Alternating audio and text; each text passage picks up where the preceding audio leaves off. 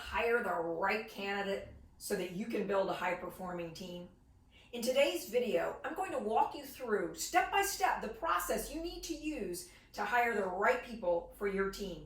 And at the end, I'll also share with you the questions that you can ask to make your interviews great. Welcome to the Professional Development Group's YouTube channel. We help you learn how to think and act like a CEO and build high-performing teams. Hit the subscribe button and the bell below, and you'll be notified each week when we post new videos. Hiring is an expensive process, which is why you want to get it right the first time. Too many people rely on resume roulette and interview intuition to do their hiring. I'm going to show you step by step the process that you can use to make certain you get the right person on your team. I'm Shawn Kent Hayashi, a coach with the Professional Development Group. The first step in hiring the right person is to ensure that you really know what it is you want them to do.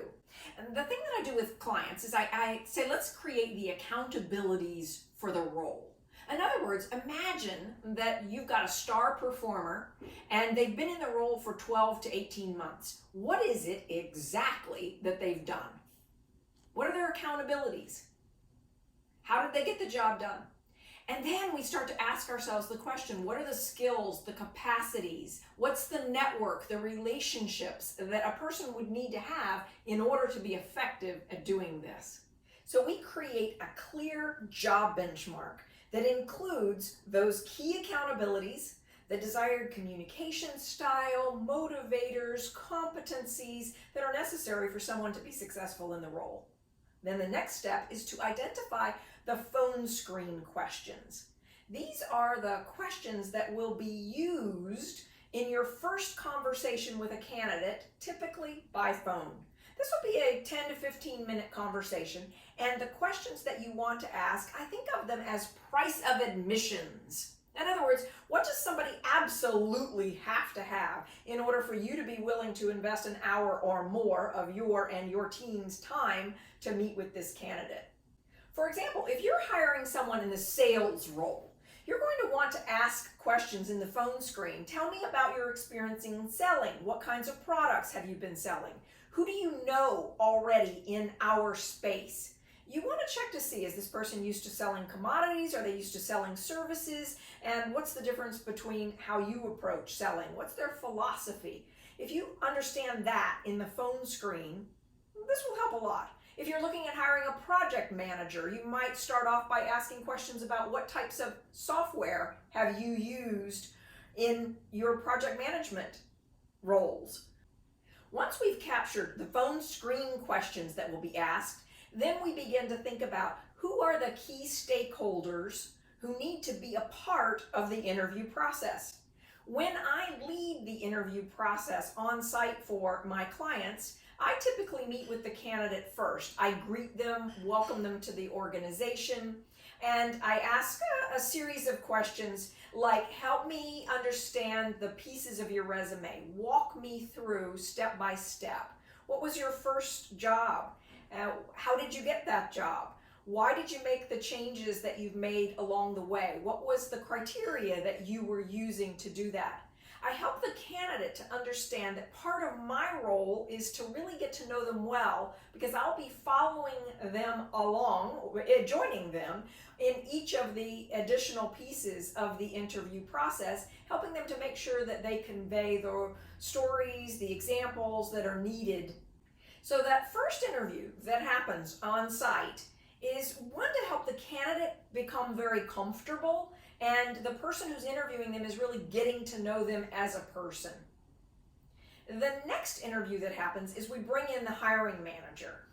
And now the hiring manager has identified questions that are going to be vital for the role itself. Talk to me about your experience in, and fill in the blank related to the things that are the top key priorities. Here, again, we're going to want to pull from that key accountabilities list. If you have a prioritized key accountabilities list, you're able to think about what are those top things that are most important, and now the questions that I'm asking in this manager interview need to be a reflection of what's most important about the job. Next, we'll have an interview where the candidate gets to meet several of the peers or the other key stakeholders. So that first on-site interview includes typically some time with me or somebody like me, getting to know the candidate really well. Then time with the hiring manager, and next, time with peers and colleagues.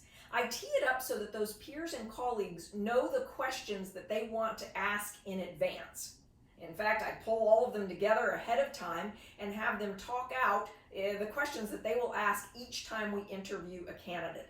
This makes sure that we're being consistent across all of the candidates that we interview.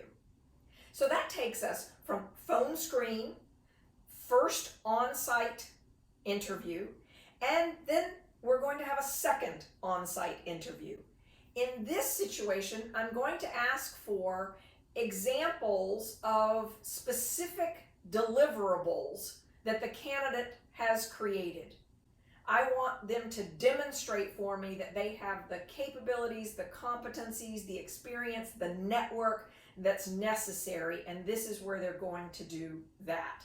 It might be that if I'm hiring someone in sales, I say, help me to understand, who do you already know that you would talk to about this product line?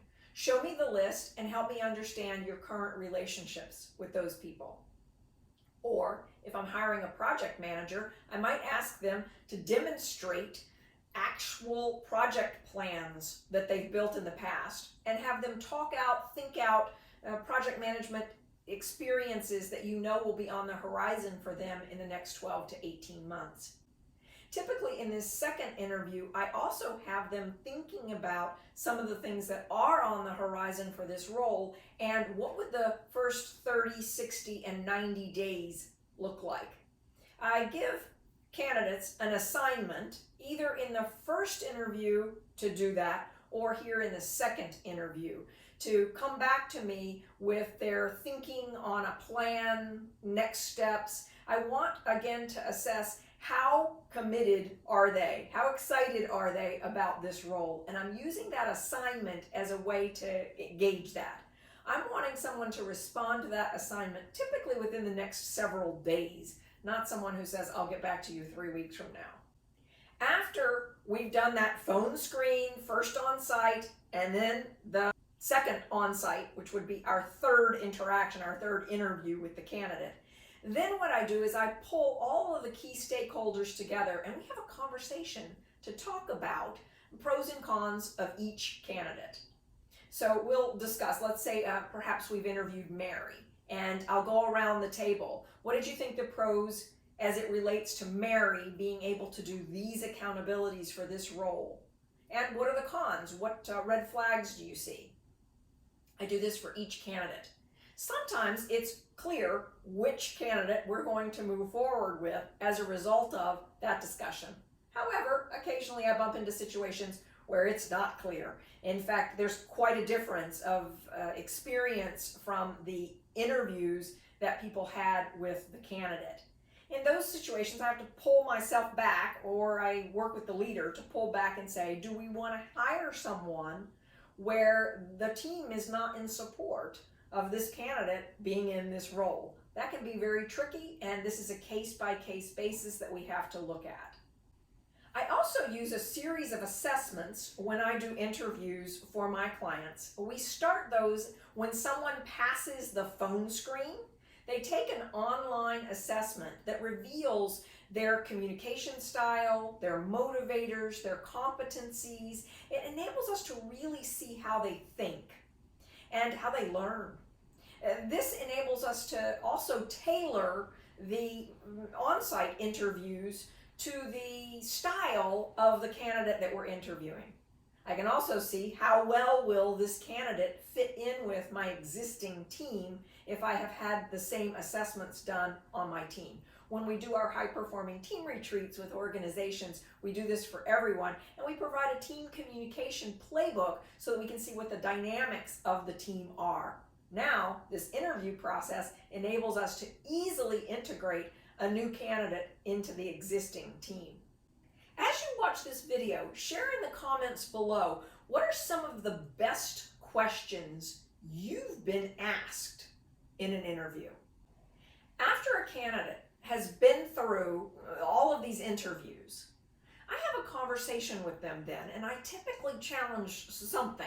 I might say, I can tell that 3 to 4 weeks from now, this is likely to be a challenge. Help me to understand, how will you overcome it? What I'm wanting to do here is I'm wanting the candidate to think out for themselves, what are some of those perhaps blind spot areas that they might not have considered? And I want them to come up with their own plan for how they will handle those moments. If they've done this as part of the interview process, then they're not so disillusioned 3 or 4 weeks into a new job when something comes up. They've already thought out how they'll handle it, and they also know that they can talk with me about it when it does come up. I've created a great list of interview questions that you can begin to use right away. In fact, if as you bring your team in, you can have your team go through this list of questions and identify who's going to ask what, which of these questions are most relevant given the hire that you are looking at making. So to find those interview questions, look below and you'll find a link. You'll be able to download this list of questions and start to use it immediately.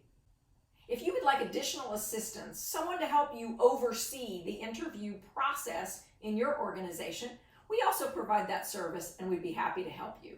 You can reach us through our website at theprofessionaldevelopmentgroup.com, or you can call us directly, 888-959-1188.